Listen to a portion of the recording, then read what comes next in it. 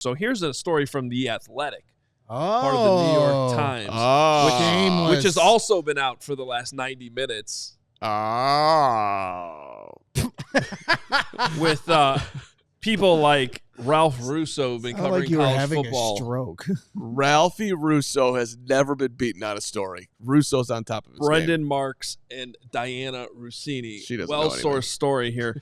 Bill Belichick is considering an offer to become the next head coach at North Carolina. 4 people briefed on the situation told The Athletic on Tuesday a deal has not been agreed to and terms are still being negotiated, the sources said. While a deal may still come together quickly, sources cautioned that nothing is imminent and the sides remain apart on multiple key terms. What about Ollie Golly Goo? Well, Ollie Golly Goo, a.k.a. Ollie Connolly, made, the Twitter waves run rampant. He writes for The Guardian, and his reporting from Ollie Golly Goo was update, and this is where the phrasing was a bit off for him. Maybe intentional, maybe not, but he starts it by saying, Bill Belichick has agreed to become the next UNC head coach. And that's why I'm calling him Ollie Golly Goo. Because that's ridiculous. But let's go on to the rest of the reporting because this is where the context is key. Belichick handed the school a 400-page, quote-unquote, organizational Bible with structure, payment plans, staffing choices, etc., decisions on whether to commit to UNC for the staff. He is expected to know their decision within 24 hours. He goes on to say, Belichick's Bible would require historic levels of investment from the school, including salary minimum for positions by position, and a willingness to hire 2 staffs, a coaching staff run by Belichick and a recruitment staff by a sitting college GM who would require a buyout. Okay. And then this is the thing that I found interesting. Belichick has a college and pro version of this updated manual and has shared it with other schools and NFL teams. But he drafted a new one specific to North Carolina that touched on every aspect of the program and school. Will need sign-off from AD, chancellor, trustees, and boosters. Then he finishes by saying, there has already been pushback from the group of 13 trustees with input from wider faculty. The investment would overhaul the school's approach to football.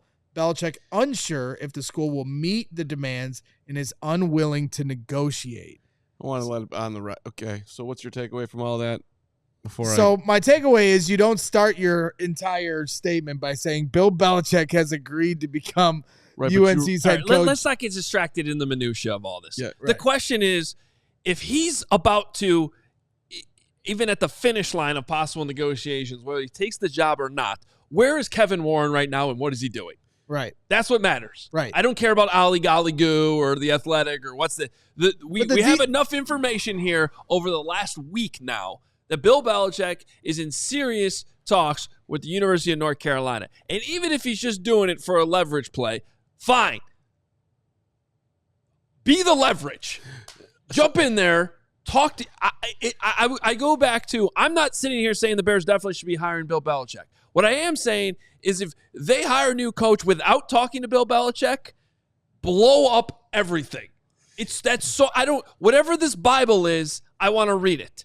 I want that Bible emailed to me right now, and I'm going to spend the rest of my Tuesday reading this thing and understanding where Bill Belichick is coming from. If for nothing else, that Bible should be printed out. Every page should be wallpapered to George McCaskey's office. So because they need a change at Hallis Hall. I'm not even talking about bodies. I'm talking about philosophy. What you have been doing from your hiring practices has not worked. So whatever Bill Belichick has in that Bible, the greatest head coach of all time, I want to know what it is. 1,000% with you, Adam Aurelius Hogue. The GOAT is out there. What did you just call me? You're an Aurelius deep down. I know. Gladiator. You're a gladiator. You're a champion. You're a leader. You're a dynamic individual. Look, you're right. Talk to Bill Belichick. Hey, dude, are you really going to Carolina? Why don't you just stop by Chicago for a minute? We got some sweet pizza and hot dogs, and we got a lakefront. I'm trying to get a stadium done there. You can see how much I'm messing that one up. Come down here, and let's hang out and have a chat, because We're trying to be a world-class organization. I say it all the time. So I would like to talk to a world-class head coach. And that's what you are. So if you're not coming in here, we're not doing our job. We want to talk to you. Period. End of story. No, it'd be organizational malpractice to not at least talk to him, to not at least look at his notes, to not even read through his pro version of this updated manual that he shared with other NFL teams. I mean, look, but the bottom line, look, let's rewind back for a second. They kept Matt Eberflus and did not talk to him. That's what they did. So you made that decision last year. Well, right. That's what I'm saying. Are they going to repeat the same mistake? Apparently so. And then because the job's open now. like there was at least the excuse of we have our head coach last year. The job's open. Right. And if you're considering Mike Vrabel, well, where did Mike Vrabel come from? You know, like you'd think that you'd want to talk to the coach that is part of the reason Mike Vrabel is Mike Vrabel. Well, they can't talk to Vrabel right now. But I'm not saying they can talk to Vrabel. I'm saying if you're, as Jeremy Fowler reported, like he might be somebody they're going to be interested in. Well, if that's somebody you might be interested in, wouldn't you want to be talking to the person that is part of the reason Mike Vrabel has become who he is? There's a zillion reasons to talk to Bill Belichick. There really only needs to be one. Right. He's the greatest head coach in NFL history. You know what I learned watching the Manning cast last night? Bill Belichick pulled off the first 2-point conversion in NFL history. Wow. The rule, I think it was 94. They showed it. The 2-point conversion didn't exist before that. They lined up for the extra point and faked it. They just snapped it to the holder, and it was an audible based on which side the opponent lined up. They overloaded to the right, so he just ran it to the left. 2-point conversion. And so when you watch him on Manning, that's when he was the head coach. Right. Of the So Browns. when you watch him on Manningcast or Pat McAfee, he does a weekly hit with them now. He was on yesterday with them. You know, this narrative that, you know, he's like Tony La Russa. He's too far gone because he's 72 years old. Like, I don't see that in these interviews he's doing. And if anything, he's dating a 24-year-old. He's not falling asleep in the dugout. Right. And beyond who he's dating, I just feel like he could be exhausted. Let's be real. Even beyond who he's dating, he has 700. Will you shut up and listen? No.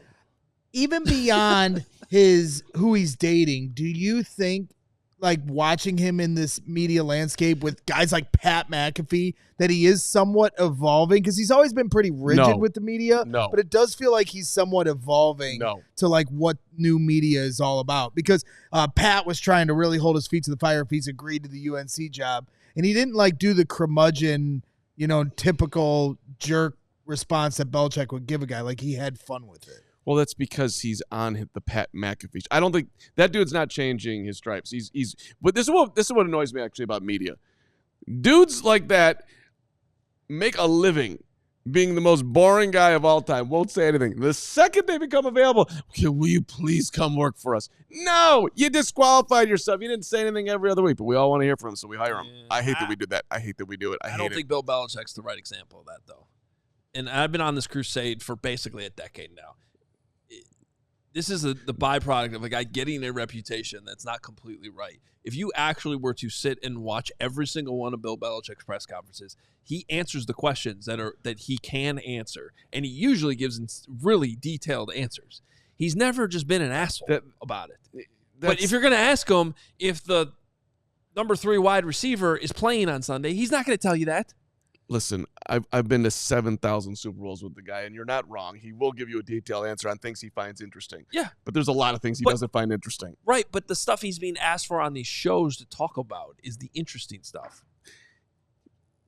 He's not protecting his own house because he's allowed to sit there and tell you what's going on with the bet. It's been really insightful. I encourage you to listen to it. Hire Belichick. I'm down. Go ahead, please. That would be amazing for us.